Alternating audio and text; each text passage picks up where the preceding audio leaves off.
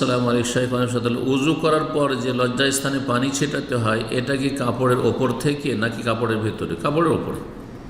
সন্দেহ অশ্বাসা হয়তো কাপড়ে কোনো কিছু লেগেছে নাকি বা ছিটলো নাকি, এই সন্দেহ দূর করার জন্য, যাতে ওয়াসওয়াসা আপনার ওপর প্রকট না হয়ে যায়। কেউ কাপড়ের ভিতরে ছিটালে কি বেদাত হবে? হ্যাঁ বেদাত। কাপড়ের ভিতরে কেন ছিটাবে না? বেদাত অবশ্যই। জি। আর উদ্দেশ্য হচ্ছে কাপড়ে কোনো ছিটা এসছে নাকি সেই ওয়াসওয়াসা থেকে মুক্ত হওয়া।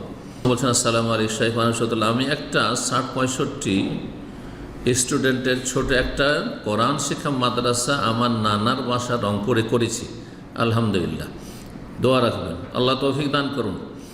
আমার আপনার কাছে প্রশ্ন, আমি কি আমার জাকাতের টাকাও স্টুডেন্টদের জন্য আমার মাদ্রাসাতে বাচ্চাগুলোর জন্য দিতে পারবো? ওদের dress, book, blanket for cold আর ফুড মাদ্রাসাতে বাচ্চাগুলোর এর জন্য কি ইউজ করতে পারবো? যদি তারা গরিব মিসকিন ছেলে হয়, যেই কয়েকজন গরিব মিসকিন অভাবী রয়েছে তাদের দিতে পারবেন।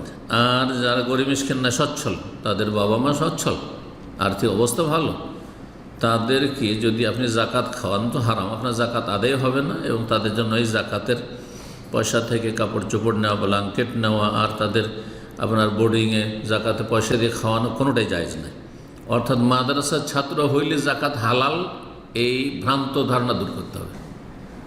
মাদ্রাসার ছাত্র হোক অথবা স্কুলের ছাত্র হোক, যদি মুসলিম হয় আর ফোকারা মাসাকিনও অন্তর্ভুক্ত হয়, আর ফোকারা মাসাকিন মানে অভাবী দরিদ্র, ভিক্ষুক না, অভাবী দরিদ্রের সন্তান হয়, তাহলে তাদেরকে জাকাত দিতে পারবেন। জি, আল্লাহু তাআলা আলাম।